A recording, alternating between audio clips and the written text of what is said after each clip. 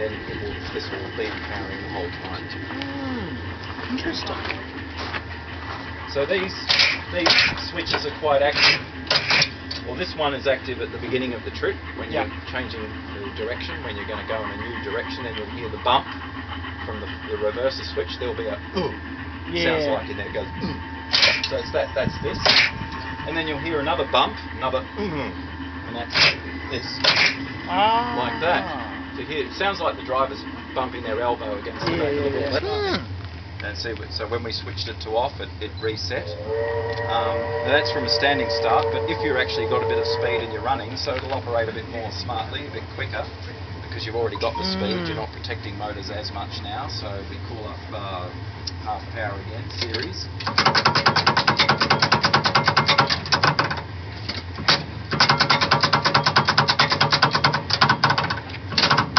I just overstepped there a little bit, but anyway, that's top power.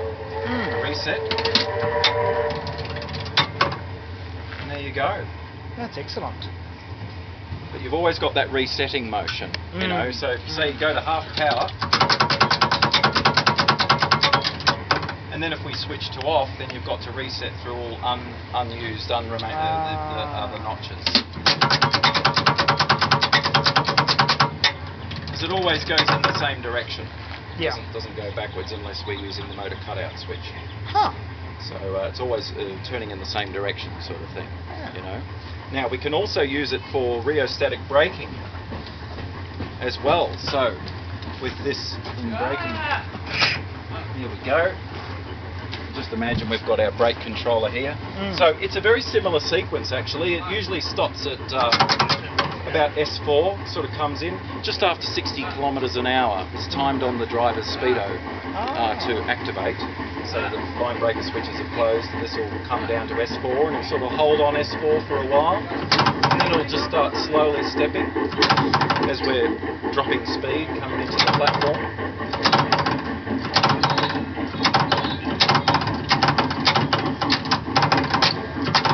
There are 16 steps of effective braking on the Hitachis, so we've come down to P2, which is number 16. All these other notches, not as much effect because we've come to a very low speed, so these are sort of useless notches, but we still have to go through them, so you'll find it tends to speed up at this point. Like that, and then when we press open the doors, like that. Yeah, excellent. With the line breaker switches opening at the same time. Remember, always in the right sequence, the sequence is line breakers open, camshaft resets. All that resets, yeah. No resetting of the camshaft before the line breakers open. We have to have them open first, and then the camshaft resets. Otherwise, we'd get huge sparking. Huge arcs. Yeah, the arcs are designed. We cater for that arc here. This is the quenching of the arc. I should also mention that these switches, actually there's heavy insulation normally fitted here. Very heavy, and in the good old days, that insulation was supplied by three, we haven't got one to just demonstrate, but there were three panels of the material that we're not allowed to talk about, but by goodness it was good. Oh yes, it was. It was good. Goodness, it was good in traction overhead as well. Hey, good in traction overhead as well. Well, yeah. So we had the heavy insulation here. By the way, they did retrofit in the later years. They had some replacement material that they fitted instead. Right. So at the end of their service life, they were kind of made more safe. But in the really good old days, we had that wonderful material, which is very fire retardant. And that's why the dust and the residues of the soil and everywhere around these places anyway. Oh my goodness. So yeah, the line breaker case. Yeah. So as I say, line breaker switches open, then the camshaft resets. How does it do that? Without getting too technical, one of those switches there has got a link to this C5 here. This is an auxiliary contact. So C5 is open at the moment, but as soon as we step out of the home position, C5 closes. To let the camshaft or let the electronics know camshaft not home. It's not home. So whenever we switch, whenever we go to an off, the line breakers will open. They all open. And when the L2, just the second one there, when L2 opens, it actually closes a contact sort of thing. It completes a circuit, as it were, the L2. When L2 is actually closed, it's open. When it opens, that thing's closed. And it completes the circuit with C5 here. And so that sends a message to the motor, reset the camshaft.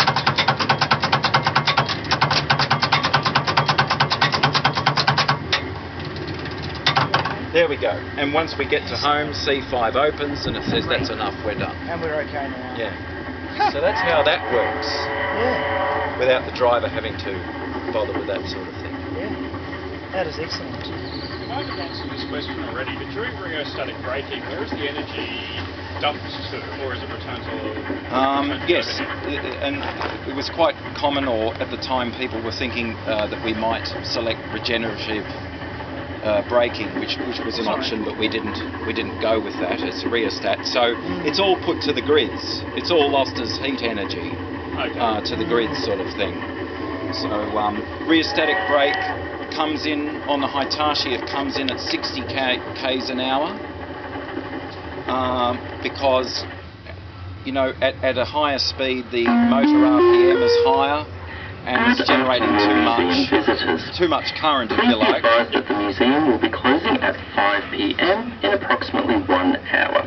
Please continue to enjoy the exhibits, but be advised that the museum will close in 1 hour. Thank you. Yeah, so it's above 60. If the rheostatic brake were to commence, it would register as an over current situation, as used to happen on, test my memory here, 10M. What's 10M's new number? 273M. So when we were coming from Sindel to Mount Waverley and we initiated the brake at 75 kilometres an hour, 10M at 70 k's would close, and then she would say, no, too much current, open. So then you'd have a dead Rio brake on 10M, now 273M, but the other M's would be fine. But remember, as I was saying to you, your line switch light would be on the desk to the driver, telling him we've got open line breakers, but you've got your brake controller on, so you're asking for closed line breakers. Yeah. So you've got a line, and the driver would say, oh, there's a problem. There's a master isolating switch on the wall there, so the driver would just turn the Rio off on the whole train because there's a problem. So that's why 10M. 10M closed too early. 46M, nay 275M.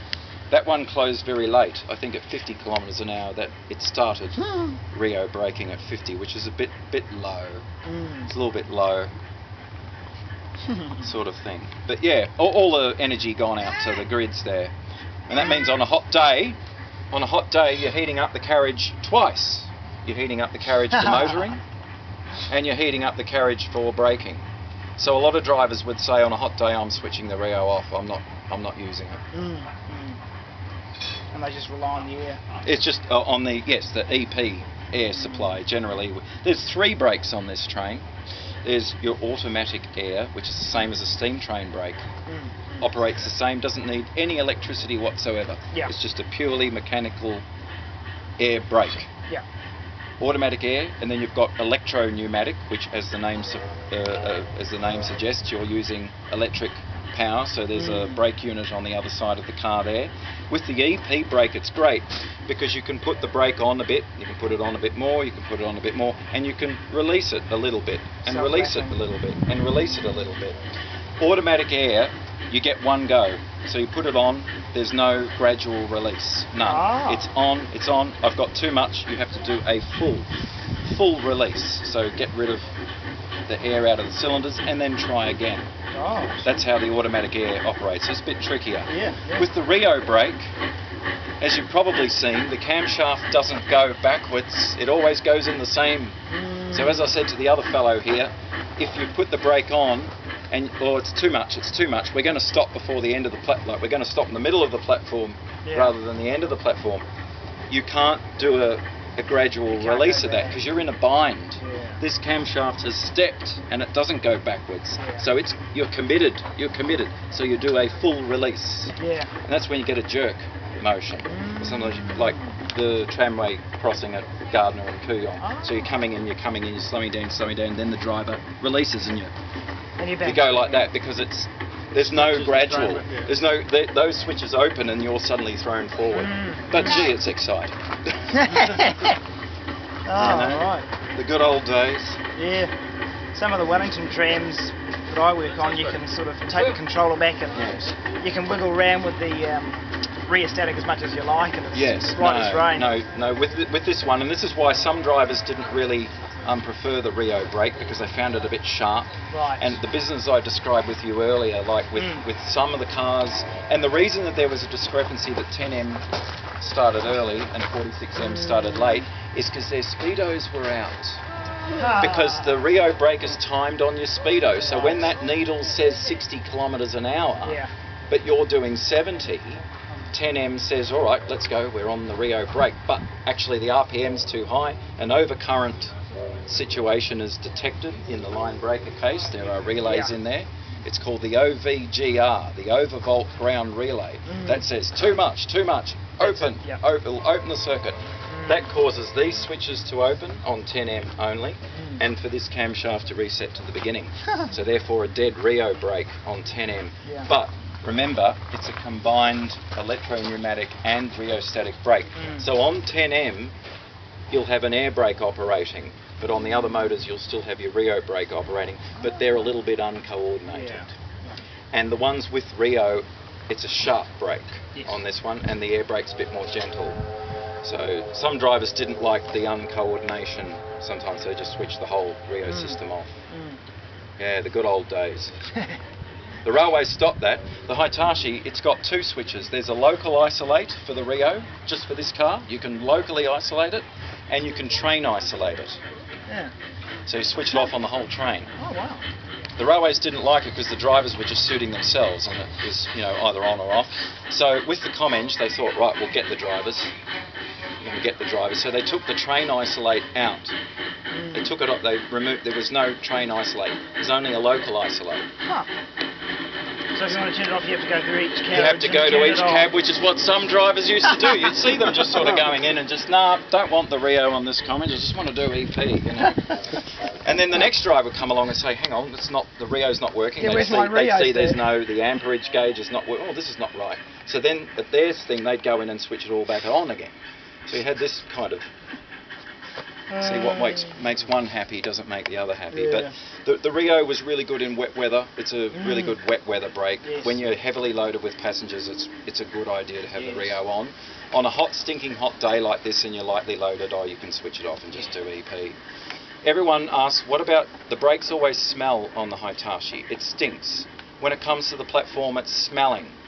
That's actually when the Rio was switched off. Ah. So it's you're using your brake blocks full time. Oh, so that's just the smell of the Yeah. Oh. So that tells. When the train stank, that was a driver that didn't like Rio, so he switched it off. That's a nice smell. And when it doesn't smell, that's probably because the Rio's on. Yeah. Are they cast iron brake shoes? Yes. Good question. Cast iron on the leading bogie, composite on the rear. Ah. Why is that? Because these create a bit of grit.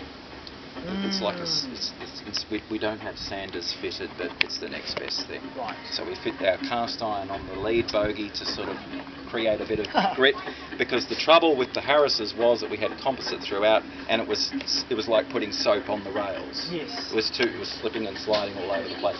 So with these we went back to, and the same with the Comeng, we got cast iron on the front, and we got composite at the rear. But what that did was it made the front of the Hitachi incredibly dirty. You notice the brown staining that used to be. You look at the old photos, you'll see all your brown Yes, I've stainings seen at the that. front. But at the rear, it's not so bad. Yes. It's because of those casts at the front there. And when it comes to a stop and it goes like that, piercing cast. Is there a difference in wheel wear between the front and rear bogies? Is there a different material? Yeah, it could be. It could be. The wheels tended to sort of wear a little bit the same in a way. This, in fact, was probably the reason this car was came into the museum when it did, because the wheels they're a bit small on this one. You'll notice the Harris, that blue Harris is not so bad, but I think the grey Ghost is really good. Like, they're brand new wheels on that. Oh wow. You can see the differences in wheel thickness. Whereas these wheels are a bit, they look like they're worn. And do they have tyres on them, or are they completely cast, the whole wheel and axle? Yeah, they're completely cast, but they can be reprofiled. So that's the thing. When a wheel wears down, there's only so many reprofilings or so many times that you can do it. Yeah. There does come a time when it's kind of been profiled down to the minimum, and there's no more, you know. So. Oh, interesting. Yeah. Huh. So all the Auckland tram cars that I work on, they all have tyres on them. Yes. So there's footage in the Manukau Road workshops, and they had the tyre there, and it was all hot, and then they put the wheel, and then all of a sudden this water sprays on it, this plume of steam shoots up as it shrinks and gets itself all firm on the wheel there. What's the sound that Comenge makes when it reaches the peak of its acceleration? It's like a sort of a bumping noise. There's a popping sound, isn't there? Yeah, we somebody else suggested that earlier on. They said, "Oh, there's a pop sound. What is that?" So it's these switches opening. On the Comenge, there's actually 3 switches. They're a 3-switch job, if you like. The Harris next door over there, they've also got 3 switches. But this has got 5. It's just the way Hitachi designed it. With these, they're all the same, they're all constructed the same, but you've got 4 line breakers and 1 series contactor. So the series contactor, as the name suggests, it's closed during series operation when you're powering, and then when you get to P1. So when we're stepping, as I was doing, when you get to P1, there's just a momentary pause. It doesn't run express through P1, there's a pause because that gives time for that to open, and then we step. So then the motors are in series parallel, or just say parallel sort of thing. So series contactor and then your 4 line breaker switches. Whereas Comenge, they just supplied 3 line breaker switches, and their series connection is done in a different way on the other side. On their main controller, that switch is sort of on the other side to where the camshaft is. It's just a different arrangement of switches. Right. Yeah, a bit like the Harris, actually. The Harris is a bit of a similar. How did the chopper control motors work compared to the camshaft? Yeah, it's solid state type control. This is actually a combination of old-fashioned, if you like, camshaft control of the resistance contactors with solid state at the back, actually. So I've got these front 3 panels pulled off, but at the rear there's another 3 panels that you can take off, and that gives access to the solid state control device. Whereas with the chopper, it was sort of more of that sort of stuff, but with DC motors though. Whereas nowadays we've got AC motors with your solid state. So we've switched alliances, as it were. DC is kind of seen as being the old thing these days, you know. They just won't bother changing the overhead. No, we've kept the overhead, isn't it? DC. So it's a transformer in the train and change it to AC. To change it over, for the AC motors. Okay. A little bit in the same way that with this one we've got our main generator machine, the motor generator, which is what is stamped on the machine. It's motor generator, but in actual fact it's a motor alternator. Right. So it's a 1500 volt DC motor coupled to a 415 volt AC generator, which generates AC for the auxiliaries. But as I was saying, all of this is 100 volts DC, so that has to be changed again. Okay. Yeah, the control voltage, as it were. Right.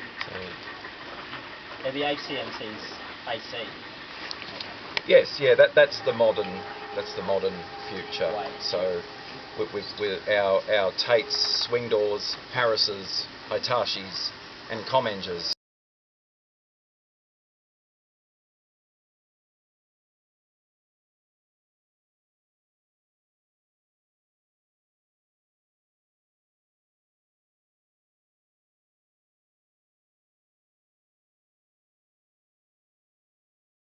They pull apart, get that momentary flame, sort of an arc between them, which is exhausted through the flaps there, the insulation, and also like they're air operated switches, so that creates a bit of a noise too when they sort of get pulled apart.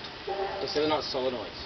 No, well, in a way, your magnet valves are here, sort of thing. So if we had air pressure, all one has to do is press down, say, on that magnet valve there, and the thing would close. Really rather brilliant. But the Hitachi line breaker is the biggest line breaker we've had on the whole system. 5 switches.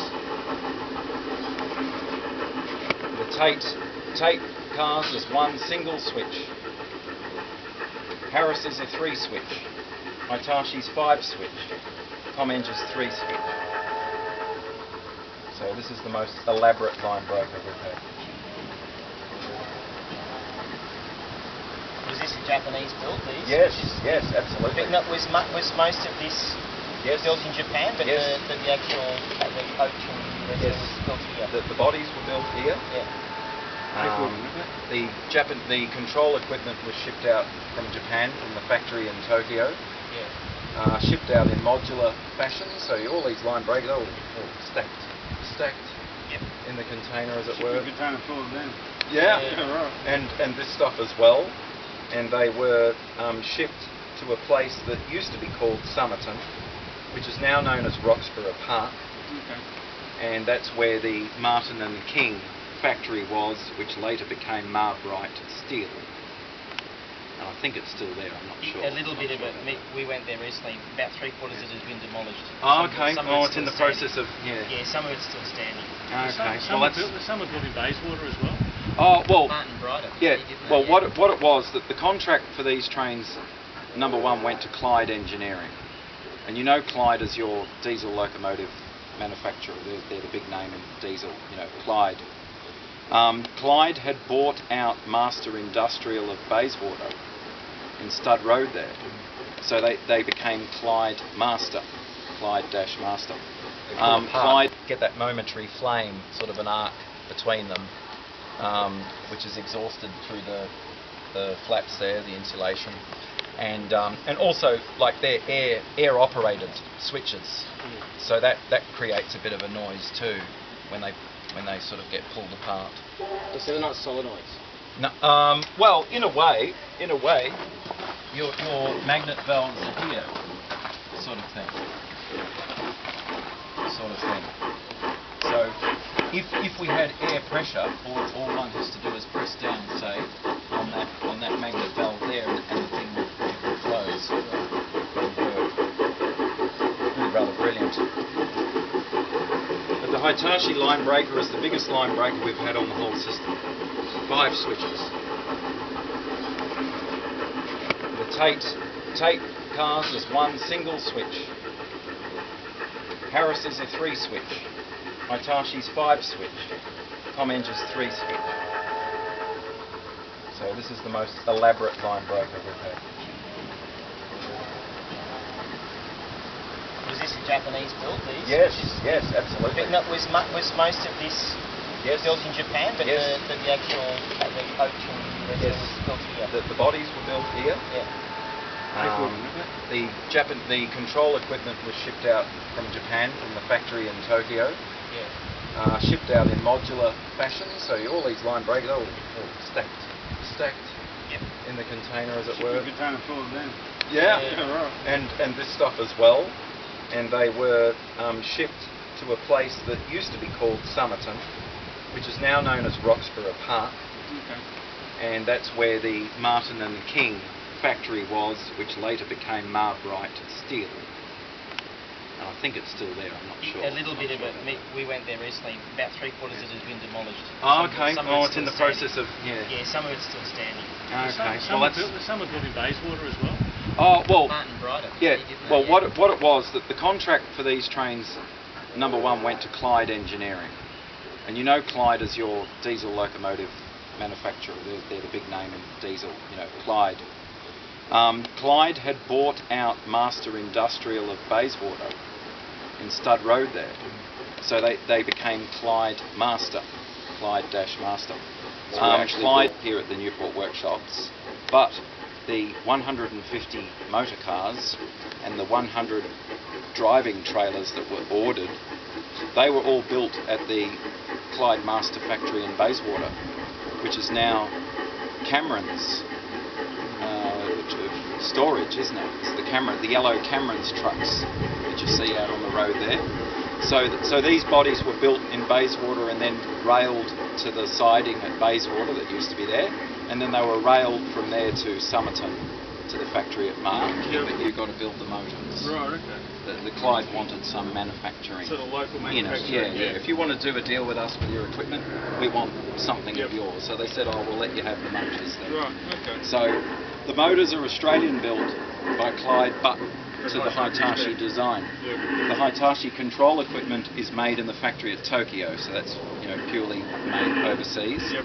The air brake equipment, the air compressor and the air brakes, that's all British. So Westinghouse, Westinghouse UK, Chippendale, so that's British. The bogies are an American design, but were manufactured here in Australia in Bathurst, New South Wales by Bradford Kendall. Right. It's from all over the place. The gearbox and the air suspension are made by Sumitomo, the Sumi Ride air suspension. So Sumitomo air suspension and also gearbox. The railways, Hitachi told the Victorian Railways, they said, you're going to get air suspension. You're going to have airbag suspension. The railway said, we don't need airbag suspension. Look at our Harris